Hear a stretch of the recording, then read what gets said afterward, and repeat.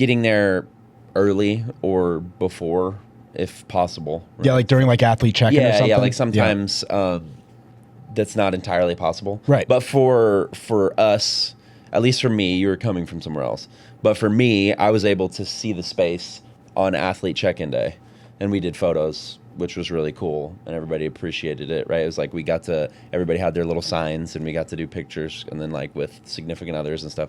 But it gave me an opportunity to like get a lay of the land, kind of see what we were working with, see the athlete warm-up area, see both stages, see what our shooting scenarios are going to look like, whether that's how the lighting might look at certain points in the day, right, or how, like, where we as media people will be able to access the floor, and stuff like that. So, and it's important too, because regardless, things are going to change slightly. Like nothing ever goes like according to plan. When we look back at the schedule, our first point, like things are going to happen and change during the schedule.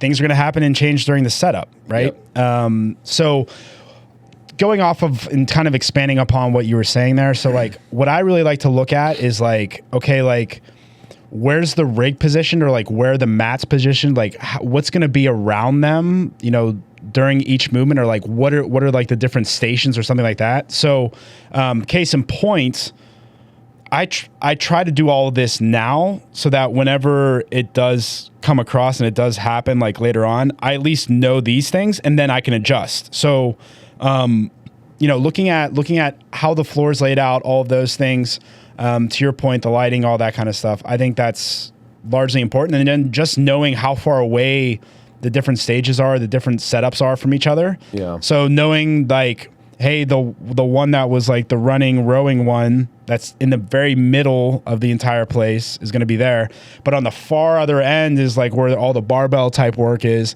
and just knowing that, so I know again the transition times. Yeah, and I mean even like we utilize the run route, and like I utilize that for some of my shooting.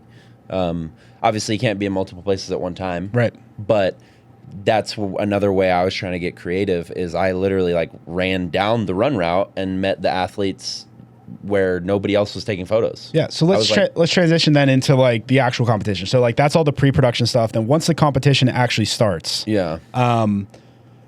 Again, if you're by yourself, it's quite different than if you're with a team. For sure. So to your point, you can't be at two places at once. Absolutely. So you need to look at changing up, like we were talking about before, changing up the angles, doing all of that kind of stuff. So talk me through like now it's game day, you're at event one, like how are you putting yourself in the best chances of succeeding, knowing that this is athlete 1 of 8 that you're covering today?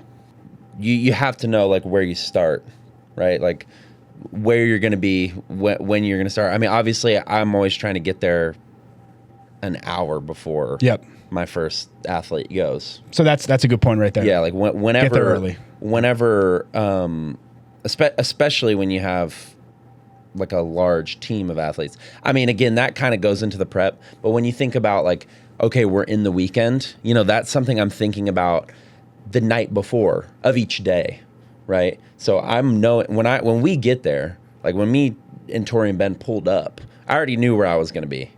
Right? Like, let's say you are doing the event on the running rowing field and you're my first athlete of the day. I'm getting there an hour before your event, right? I'm getting there an hour before your event and making sure that like I have everything that I need, which again should be done in right? Like I'm obviously not going to leave the house without every possible right. I mean, circumstance. There's certain stuff that goes without saying, for sure. Yeah, for sure.